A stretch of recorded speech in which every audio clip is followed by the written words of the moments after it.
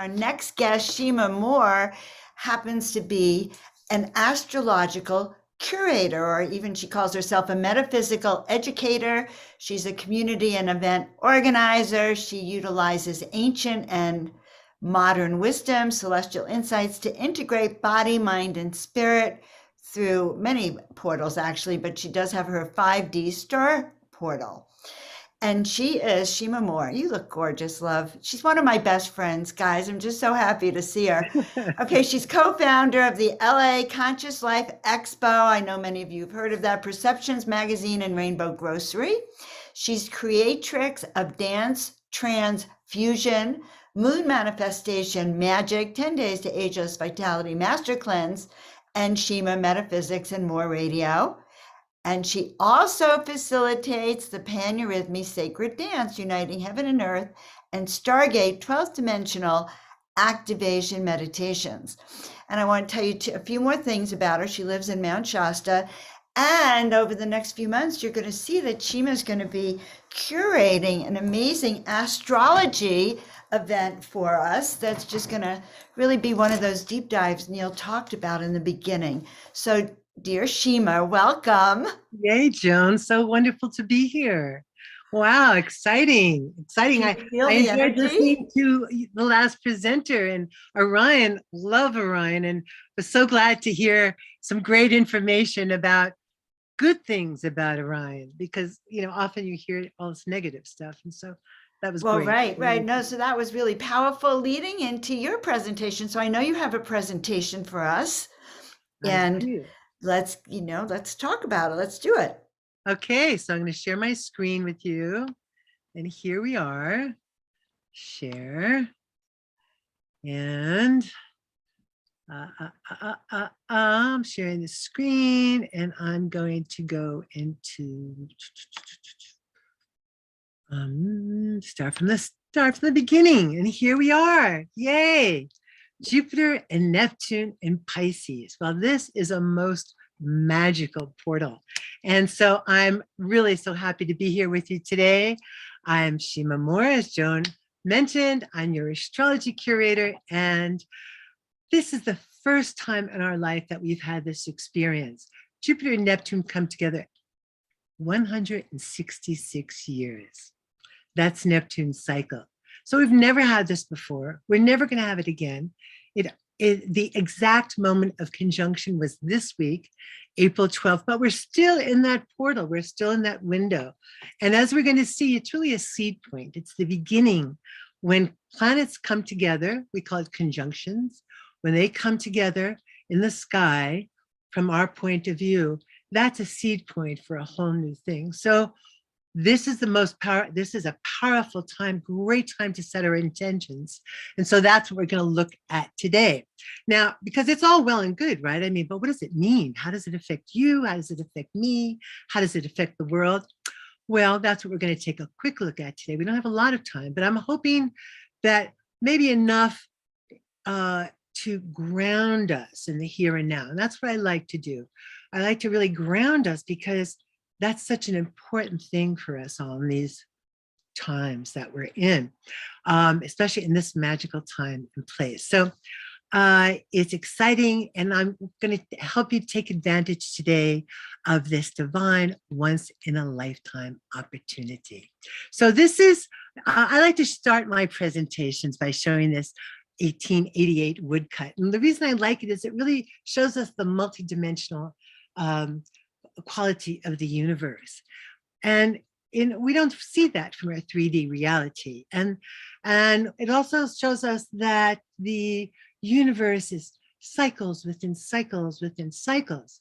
And so today we're going to pierce through that 3D veil. That guy's there all on his own, but we're going to do it together today and possibly catch a glimpse of a whole new world of possibilities for yourself. And to see why this time in particular, from mid-March to May 10th are the predominant times, but especially this week, as we said, because of the conjunction on Tuesday at 24 degrees Pisces. And we're going to look at that in just a little bit. And it's a time to really become conscious of the magical universe in which we live. Now, here's the thing. Astrology is my passion. So I can spend literally hours reading and researching on the internet and doing an occasional reading here and there. It never gets boring to me. I love it. It encompasses so many things. It's history, it's physics, it's current events, it's mythology, and so much more. And to me, it's like finding that missing piece of the puzzle of who you are and why you are, right? But I realize most people, we don't have time for this. So, or maybe the inclination isn't there. So several years ago, I began Your Astrology Curator online on Facebook. And I did that primarily to highlight, to make it easier for you to access what I call ancient wisdom and modern pathways. And it's from a variety of astrologers whose work I admire. And I think that you might find it relevant yourself if you had the time to find it. But so this actually began for me a few years ago. I had a weekly radio show, Metaphysics and More. Actually, it was Shima Metaphysics and More. And and I interviewed a variety of guests, and they all had wonderful things to share, important wisdom. And I soon found that every Monday seemed to be, oh, it was the new moon. I'd been making new moon wishes and intentions for years. So naturally, I wanted to share that with my audience.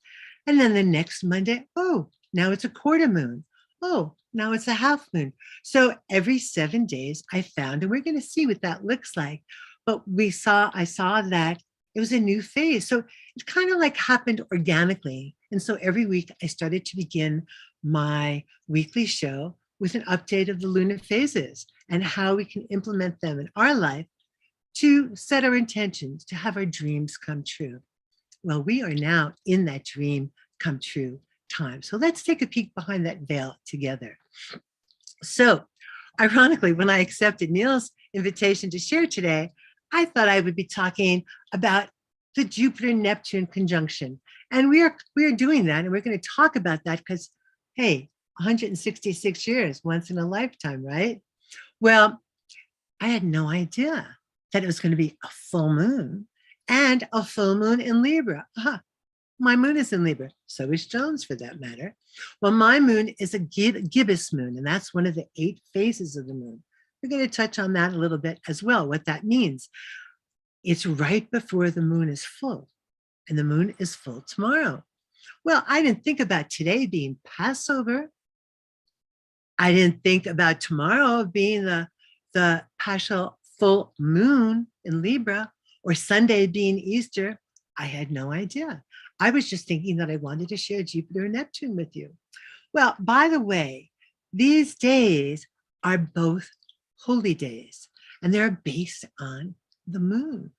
So we're going to see a little bit about why that is. In any event, today, not only am I sharing during my own Libra moon phase, which is fortuitous, but today around the world, Jews, Christians, and many other religions are celebrating their respective high holy days or holidays as well. So this is truly a synchronicity in itself. So what are these? Well, these are 2 of the symbols of Jupiter, and that's a symbol that means conjunct together. And then Neptune. Well, notice they both have crosses, right? They both have that cross. They both have a stylized semicircle. In some glyphs or symbols that you'll see, this is more of a half circle. And then Neptune has its half circle opening up to the heavens above. And then here we have the circle and the conjunction thing, bringing them together. So we're going to see this in other situations. Here are all the planets, okay, excluding the sun and the moon, which are the luminaries. These are the 8 of them. So we have Mercury, Venus, Earth, Mars, Jupiter, Saturn, Uranus, and Neptune. And notice they all have the circle. And look at Earth. Earth has the circle and the cross of material world, the crucifixion on the cross. I spoke about that in my last talk about when we come in on the cross of materiality. And we're all crucified in our own way on that cross. So it's very exciting. Now, Mars is the only one that seems not to have a cross, right? But actually, that little arrow that's there on Mars, that arrow used to be a cross. I don't know when it changed to an arrow, but it used to be a cross. Here we have Jupiter and Neptune, Jupiter and Saturn. Now, Jupiter and Saturn come together about every 20 years, so it's a generation.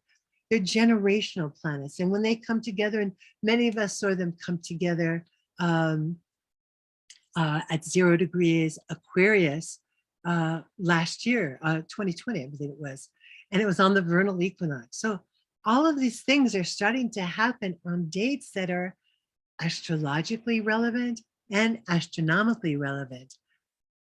It's time to pay attention. Okay, so if we look at Jupiter and we look at Saturn, look, they both have crosses. Here's Jupiter's cross. Here's Saturn's cross. But they both have that semicircle, and Saturn's is a little different, but it is that semicircle as well in different places. And those are symbols of different things. Jupiter, expansion and growth. Saturn, constriction. Okay, now Saturn and its neighbor Uranus here have been doing a dance in the sky all last year, came together 3 times. If you look at Uranus here, those straight lines that H has to do for the founder Herschel, but actually in many situations you'll find those straight lines are also curved, the semi-curve or the crescent of the moon. And it is sort of receiving from above, from all places, bringing it into the cross, into the material world, and their spirit. And then we have Neptune. So today we're going to primarily be looking at the cycle of Neptune and Uranus. Okay, so I wanted to just include this sign to orient us a bit from the position of the planets from the sun coming out to Pluto. Now, it was interesting. I couldn't find a lot of images that showed Pluto. They've knocked Pluto out. Once, well, that's a whole nother story, but Uranus came, Chiron was discovered in 1977. And scientists started downgrading Pluto, thinking that Pluto, well, it was, a planetoid about the same size as Chiron, so it didn't really matter. But Pluto matters a lot. And to a lot of astrologers, it means so much. It's a primary thing. But for our purpose here, just to ground you a little bit in the lineup of the planets. I know we probably all learned this in grammar school, and most of us have forgotten it.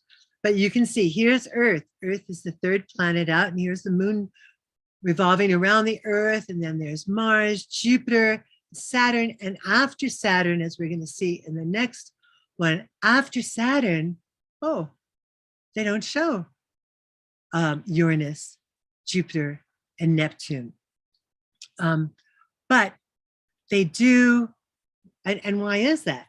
Well, because before 1781, when Uranus was discovered, the astrologers could only see out as far as Saturn. And if you look up at the sky, occasionally you can see Uranus, but really Saturn is the furthest out that we can see. And that's a 29-year cycle, give or take a little bit, 29 years. And that's our Saturn return. Now, 3 Saturn returns are considered a full life, 90 years. And when we discovered Uranus in 1781, that's an 84-year cycle. So it's almost that 3 revolutions of Saturn. So Neptune then would be the next one out, and that wasn't discovered to 1846. And then Pluto was discovered in the 1930s. And Neptune's cycle, as we said, is 166 years. Jupiter is 248 years.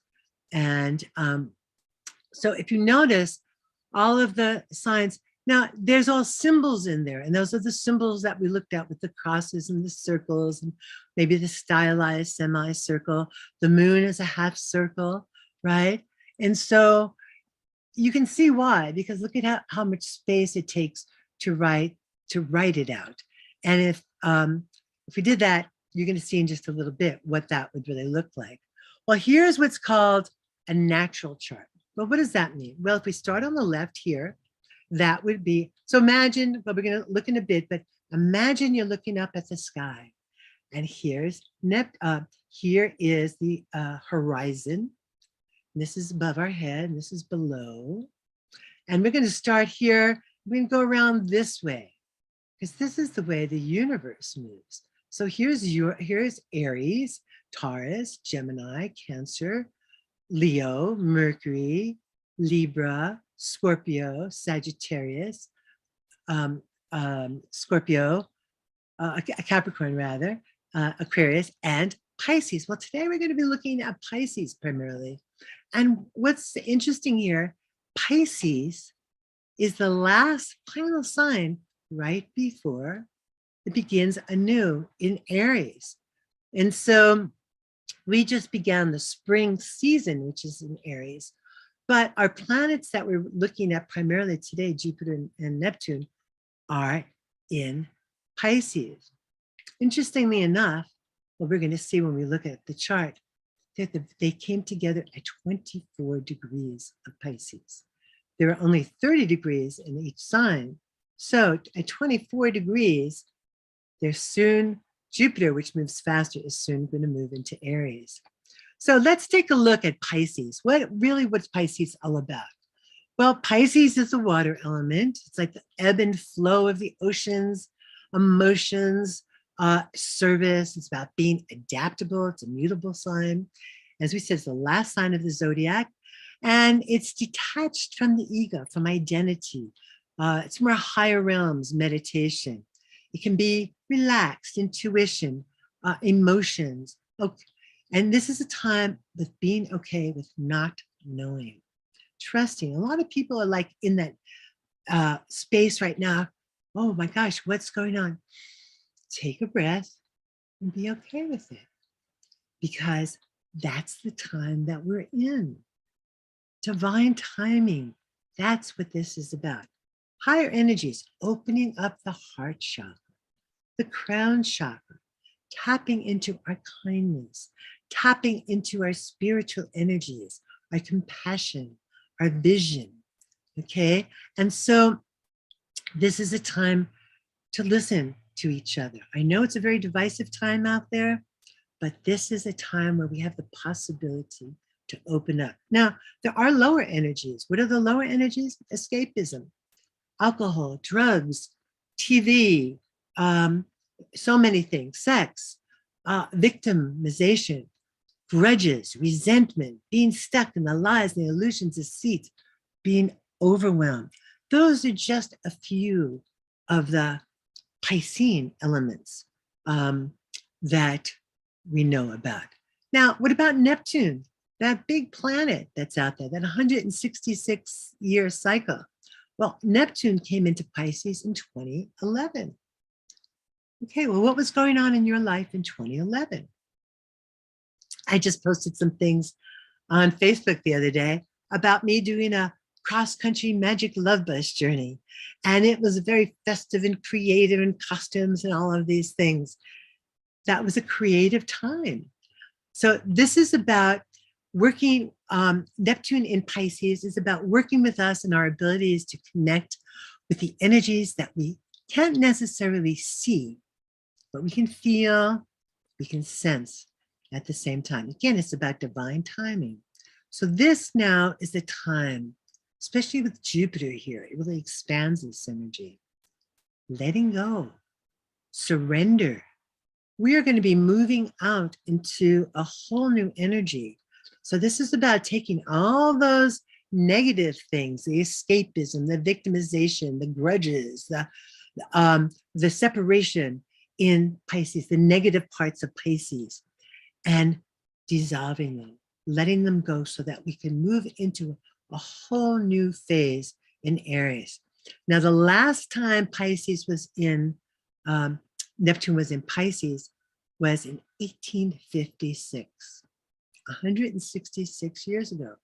So this is our opportunity in this lifetime, perhaps for many lifetimes, to let go of things. Neptune is going to stay in Pisces until 2026. And around the time, all the planets are going to be changing signs. So we're getting ready for some major changes. Okay, so Jupiter. So we're talking about Jupiter, big planet, expansive, 12-year cycle versus Neptune's 166-year cycle. And Jupiter expands whatever it touches. Now in Pisces, there's an ebb and flow. And we can see that just because Jupiter came in to Pisces last May 13th. It stayed there until the 28th. Then it retrograded back into Aries. Then it returned again in December. Now it's back again. So December 29th, right before the new year, to May 10th. But now it's going, and then it's going to come back again. So it's going to go into Aries. So it had retrograded back into Aquarius, but now it's going to retrograde back. Now it's going to move into Aries around May 10th, and May 10th actually, and then it's going to come back again into Pisces in October. So it's giving us with that opportunity to cleanse, to release, to deeply release and dissolve, to clear out energies, release them, maybe even from lifetimes that have been blocking us in our way. Forgiveness, forgiving ourselves, forgiving others. But because of this back and forth motion, it's not making us do it all at once. It's giving us time, that ebb and flow. Pisces, the ocean, the water. Jupiter expanding that energy. So Jupiter in Pisces shows us what's possible when we trust in ourselves, when we listen to our intuition, Pisces, Neptune, when we honor our body and allow the softer parts of ourselves to really be heard. Jupiter in Pisces can help us let go of those disappointments, victimization, and beliefs. The last time Jupiter was in Pisces was 2010 to 2011. So what was happening for you then? Okay, so I came across these, a lot of this information is from a variety of astrologers that I love. And my recommendation is listen to a number of astrologers. Not everybody has the same information. It's kind of, I like to tell the story of the elephant and the blind men describing what an elephant is like. And some are going to touch the ears, and some are going to say, oh, it feels like paper. Oh, the trunk. Oh, it feels like a tree. Oh, the tail, it's like a snake. So there's all different perspectives. And in astrology, there are many, many cycles that we looked at the very beginning. And those cycles, people are going to focus in on different parts of them. But here I took some healing intentions for Jupiter and Neptune in Pisces from an astrologer whose work I really admire, and who's actually going to be with me this summer on our astrology series here on Portal to Ascension. But basically, with Jupiter and Neptune and Pisces right now, what you can do, free yourself from what's ever keeping you in the shadow expressions of Pisces. We're all up and down.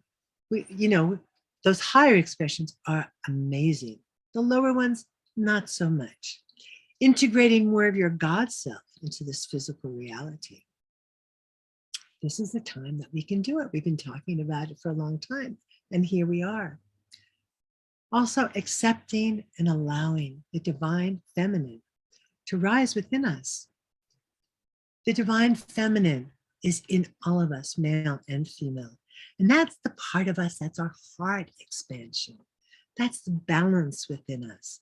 Maybe from previous lifetimes. Maybe those were parts of ourselves that were unaccepted in those lifetimes. Maybe we were stoned, or who knows. I've had readings where I was vivisected, where you're just kind of like pulled apart. So surely we're going to kind of like be hesitant sometimes about stepping back into those areas. This is a time to trust in the divine timing. This is a time also to allow the soul contracts that we've made to close out, for those endings to happen, and for the very best and the highest of all concerned. elevate your vibrations to the frequency of your higher self. Calm, peaceful, serenity, meditation, walking, whatever it is for you. We're all different. Everyone has a different way in and a different way out. And we're going to take a look at how we can discover that. We want to honor, let's see, go back here. Okay. We want to honor all our feelings.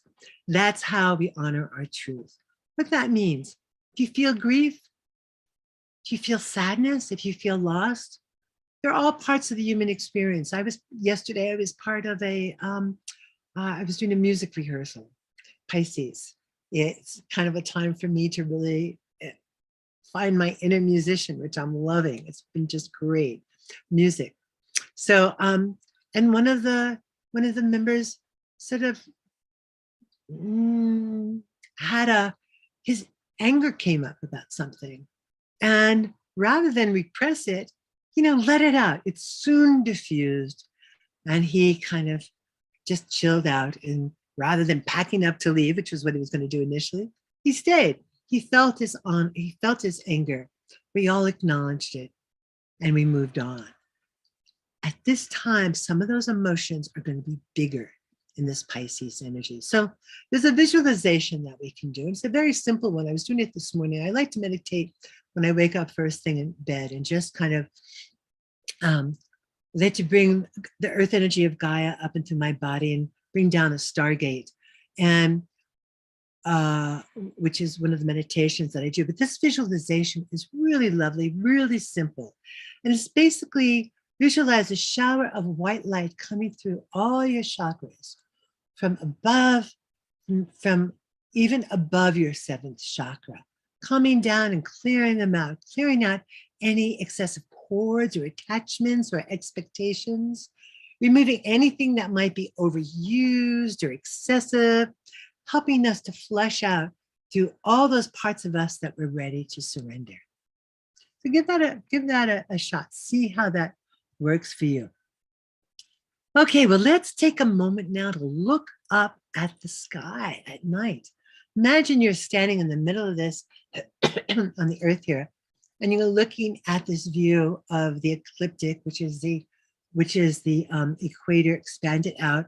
It's where all the stars, it's where the sun and the planets, the wandering planets, that's what the planets are, wandering stars, as they go through all of these constellations in the sky, right? So just imagine, okay, and just imagine now that we're going to cut the slices of that sky up. We're going to cut it up in 12, but we can only see the top 6, right? That's what's available to us. And let's take a look at the moment about what that might look like in your chart. Okay, so here's a chart that I did, and this is for today. This is actually for 11:40, the time that we were to start our talk today. And so, as I mentioned earlier, so that's the time. You can do charts for births, businesses, gatherings, coming together, when two planets come conjunct. You do a planet for that to see where that falls, what area of your life. Now, if we look at this chart, you can see it's like this is the horizon. Just imagine, we just looked at all of those constellations across here, right? So here, and ironically, this looks remarkably like my chart because I have Cancer rising. Now, this is what's called a whole sign chart. There's about more than 20 different kinds of looking at charts. There's many different kinds of astrology. I do tropical Western astrology primarily, although I've studied a lot of different kinds, but that's what I basically focus in on. And I like to use whole sign houses. And why I like them is because, like I say, this is the ascendant down here. So the ascendant is based on the timing. So at 11:40 this morning, this is the ascendant. This would have been, if this was, maybe you're familiar with Placidus or Coke or Porphyry or many of the other ones out there, the chart might have looked like had this on the ascendant right here instead of 0. And then all of the planets would have fallen a little differently. And there would be probably some houses, a couple of houses that were called intercepted. Just gets confusing. This is the way astrologers did it in the beginning. And so many modern day astrologers have returned back to using this. So and how it works is whatever number, there's 30 degrees in a sign. So today at 11:40, it was 20 degrees Cancer. And you can see here why we would use symbols. Imagine trying to write all of this in like, oh, this is the ascendant in Cancer and all of these numbers. This is Leo, this is Mercury. You know what I mean? Anyway, so we take 20 degrees Cancer or 1 degree Cancer, whatever it is, we take that sign and we put 0 degrees of it on the ascendant. And every area of life, which we call houses these days, every one of these little slices of that pie that we looked at represent a different area of our life. So, and what this does is depending on the time and the place, this is going to change. So the planets are all going to be there looking the same, but they might be in different houses. So let's look at the planets we're talking about today. Jupiter, you remember Jupiter? There it is. And Neptune, you recognize the symbol. Okay, they're both 24 degrees in Pisces. Now, when they came together, they were both exactly the same minutes. So we have 30 degrees and 60 minutes. Well, this is in that what's called the 9th house. And the 9th house has to do with higher studies, travel, all kinds of things that are expansive. And here's the midheaven. Now in whole sign houses, the 10th house here, these are called cusps. And the midheaven and the ascendant, very important. The degree is very important. But, Shima, just to let you know, we should be wrapping up, hun. oh, we started late though. I know, but we're going late. We went over to. We went over 10, but we gave you 10 minutes already. So Oh, I'm so sorry. Okay. we can just Thank start you, to hun. wrap up, love. Oh, good. All right. So anyway, you want to find where Jupiter and Neptune are in your chart. And if they're in the 7th, 8th, 9th, 10th, if they're up here, like this is the 9th house, if they're in the 7th, 8th, 9th, 10th, 11th, 12th house, we're talking about the energies outside of yourself, the relationship interactions, sharing energies, cooperation. And if they're in the 10th, 11th, 12th, they're about the world at large. If they're, so if you're going through experiencing energies from something outside of you, that could be another person, something at work, energies that you're feeling or sensing. Or if they're in these houses down here, I know Joan is down here, this is about the internal part of yourself, who you are, getting to understand more about who you are, what you need, what you want. So these are about self-development down here. Okay, this is just a quick look at this. This kind of shows us there's a big, this is from Shamanic Astrology Mystery School, who shows that we've got, showing that we've changed the, if we look up the stars now, if we look at Pisces, there's confusion about Pisces and Aquarius and stuff. Well, they have it all down why that is. I don't really have time to get into it, but so this is a chart. These are the most important areas of your chart, the 4 angles.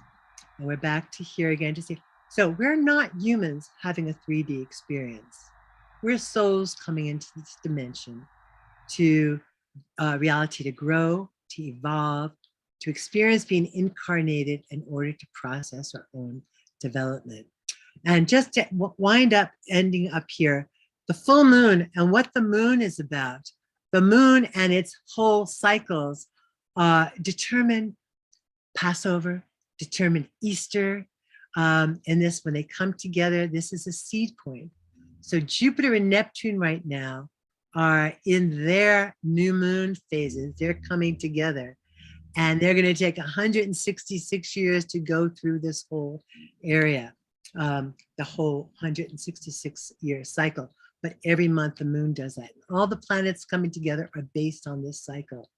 Okay, spring goddess, Oester, Easter, Passover, based on the full moon, which starts today, goes to the 23rd.